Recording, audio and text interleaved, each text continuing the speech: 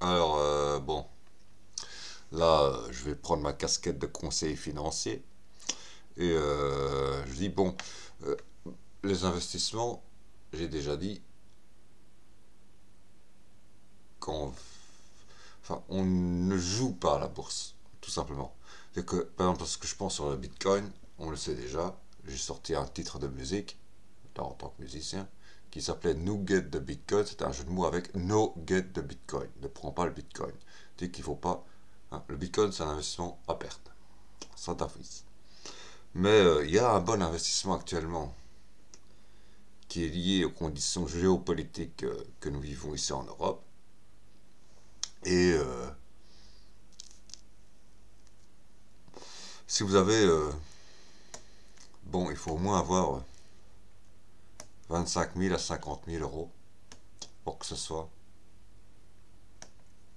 vraiment rentable. À partir de 10 000 euros, disons que ça peut être intéressant.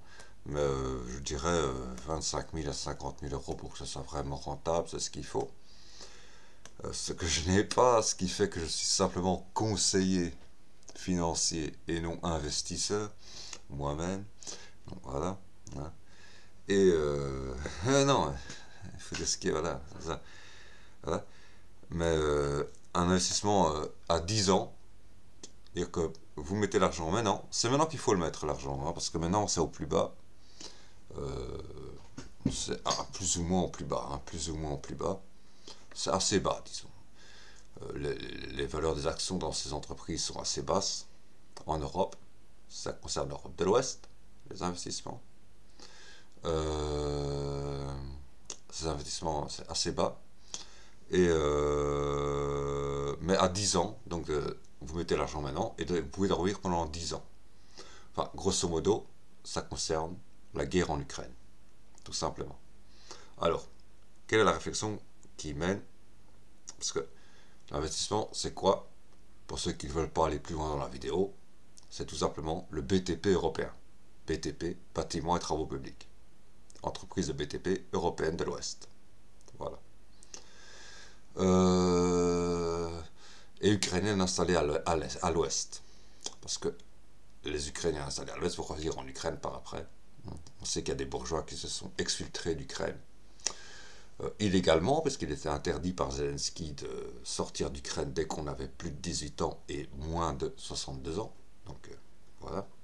Mais des bourgeois qui avaient la trentaine, la vingtaine, la trentaine, la quarantaine se sont exfiltrés illégalement d'Ukraine pour rejoindre l'Occident. Voilà.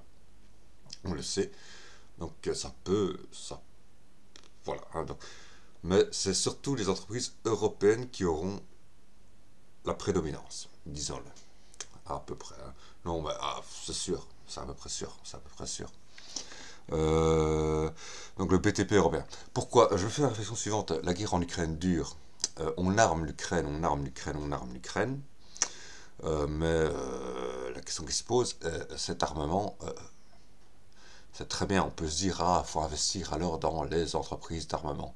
Non, cette folie de l'armement va exploser comme une bulle, enfin, imploser comme une bulle spéculative dès la fin de la guerre. En fait, je dis investissement à 10 ans en armement, c'est parce que Alexander De Croo a déclaré nous aurons 10 années difficiles. Les 10 prochaines années seront difficiles. Il le sait, la guerre peut durer que 5 ans, mais après les 5 ans de guerre, il y a 5 ans de reconstruction de l'économie européenne, s'entend, qui vont être durs et difficiles. Bon, donc c'est un investissement à 10 ans, grosso modo, hein, plus ou moins, à la fourchette, à 10 ans, où on peut dormir. On met l'argent maintenant, les 25 à 50 000 euros maintenant dans le BTP européen, et on dort pendant 10 ans. Parce que plus cette guerre dure, qu'est-ce qu'on remarque? Il y a déjà actuellement 20% du territoire ukrainien qui est détruit. 20% du territoire ukrainien qui est détruit, ce qui est énorme.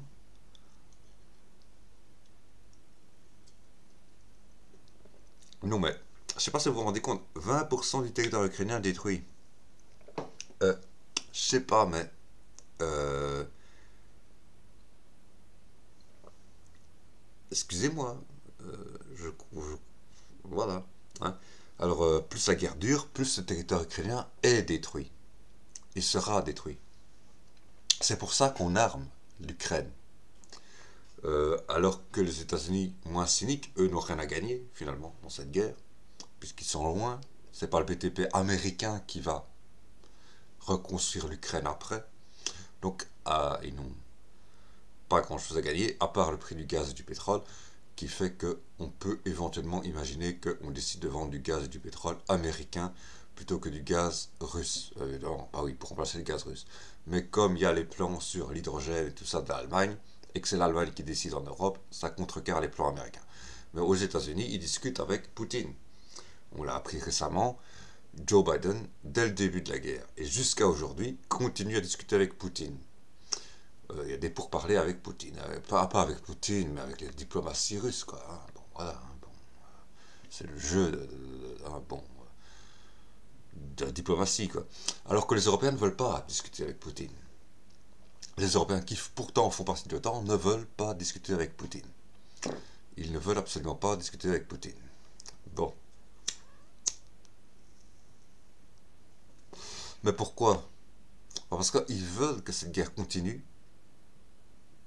Plus cette guerre continue et plus elle est intense, c'est pour ça qu'on fournit des armes de plus en plus puissantes aux Ukrainiens, pour forcer les Russes à utiliser eux aussi des armes de plus en plus puissantes. Plus cette guerre continue et plus elle est intense, plus l'Ukraine est détruite. Et après la guerre, qu'est-ce qu'il faudra faire? Eh bien, il faudra reconstruire l'Ukraine. Et pas seulement les bâtiments ukrainiens, les travaux publics, les ponts, les chaussées, les voiries, les usines, les centrales nucléaires. Donc c'est vraiment énorme, c'est un truc de tout ce qui touche l'ingénierie civile et l'architecture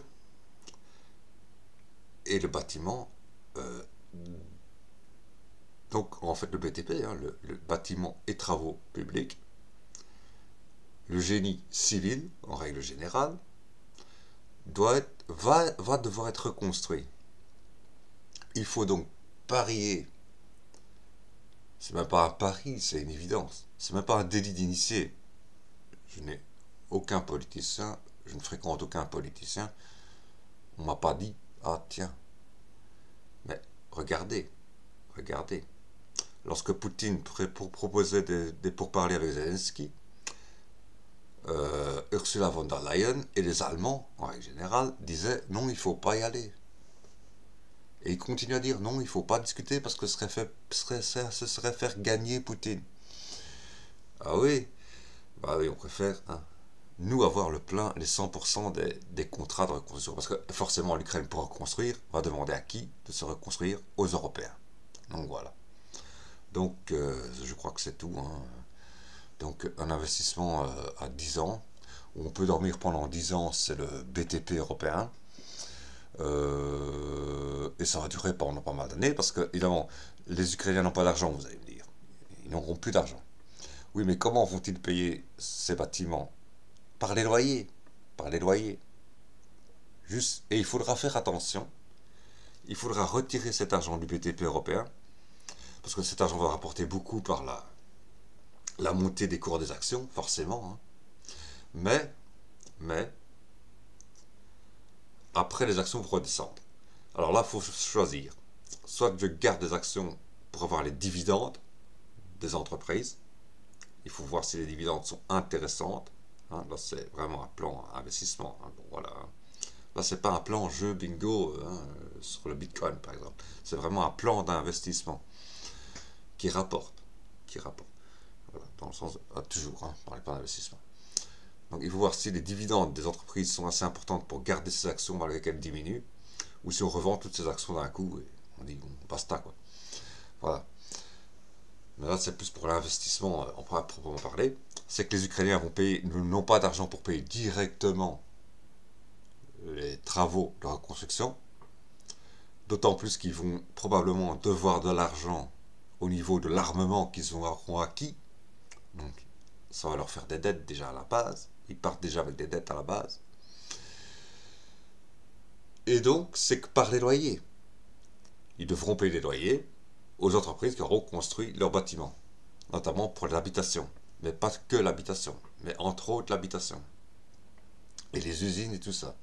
Donc il faudra payer des loyers. Et le moment qu'il va falloir vraiment retirer son argent, là, vraiment, sans compter de dividendes ni rien, sans plus compter sur aucune dividende, c'est au moment où les Ukrainiens commenceront à racheter les bâtiments et les entreprises et les routes qui auront été construites par les Occidentaux après-guerre. Voilà. Donc voilà, c'était le plan d'investissement. C'est cynique, mais c'est là-dessus que l'Europe compte, de toute façon.